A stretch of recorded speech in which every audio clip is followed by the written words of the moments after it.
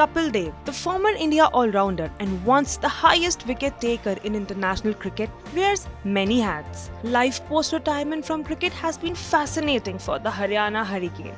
Now a born member of the Professional Golf Tour of India, Kapil as a serial entrepreneur is also a part of the sports industry in the country, which was valued by the IMARC Group at $1,796 million in 2020. Aditi Ashok came close to winning an unprecedented medal in golf at the Tokyo Olympics, and Kapil believes India can only win more medals at Paris 2024 if there are special considerations for the sports sector. Citing the example of Neeraj Chopra, who became India's first Olympic gold medalist in track and field. To remove the duties on sports good, I think this is the biggest thing you require. Let it be badminton, table tennis, golf. The youngster who want to come into that, like taking your spikes or shoes, so many things come in sports.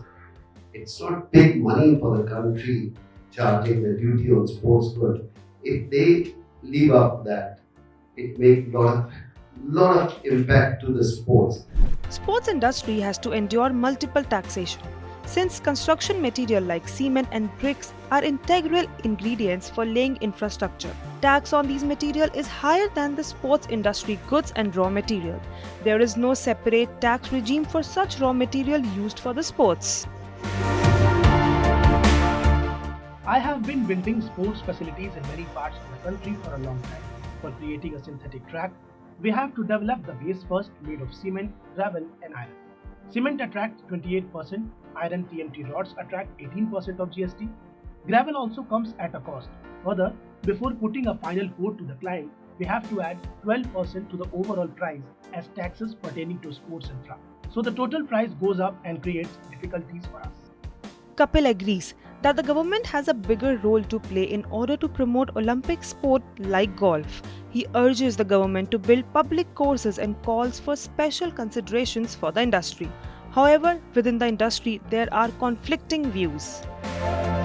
The government has been doing the best it can. We also shouldn't expect sports industry to be a priority area. You know, there is nothing more precious than human lives. A stalled business can be revived, but loss of a human life is irreparable. At the same time, as an entrepreneur, we are ethically bound to support each one who has been an integral part of our growth. The sports industry constitutes to a very small part of our GDP. In this hour of crisis, government will have to determine the priority areas. Every sector cannot expect freebies or special packages. Every industry needs some respite. However, Kapil has a valid argument. Providing infrastructure alone will not take the sport to grassroots level. It is also important to make the sports equipment affordable for all. An athlete needs to tread a long path before being eligible for government and corporate support. It is important to bridge that gap between a player's formative period and qualification to the next level, where only the select few start getting some support from the establishment.